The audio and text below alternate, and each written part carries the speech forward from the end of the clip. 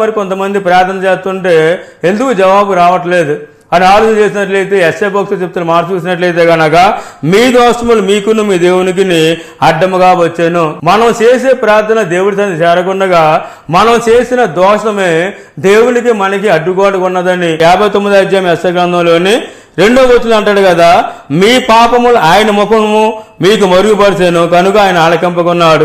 మనం చేసే దోషము రెండో చూసినట్లయితే కనుక మనం చేసిన పాపము ఆయన ముఖమునకు మరుగు చేయబడదు. కాబట్టి మనం ప్రార్థన దేవుడి సన్నిధికి వెళ్లకుండా ఈ పాపము ఈ దోషము కూడా అడ్డు రావటం వలన మన ప్రార్థన దేవుడి సన్నిధికి వెళ్ళట్లేదు. మనలో పాపము దాచుకొని మనలో దోషం ఉంచుకొని ఎంతగా ప్రార్థన చేసినా ఆ ప్రార్థన ఫలితం ఏమాత్రం మనం పొందుకోలేము. అనేక మంది క్రైస్తవ జీవితం జీవించినప్పుడు కూడా వారిలో పాపము అలాగే నిలవబడి ఉండి దాన్ని విడిచిపెట్టకుండా స్వతహాగా వాళ్ళు చేస్తారు. సొంత జ్ఞానంతో వాళ్ళు ప్రవర్తించి దేవుడి సన్నిధిలో ప్రార్థించే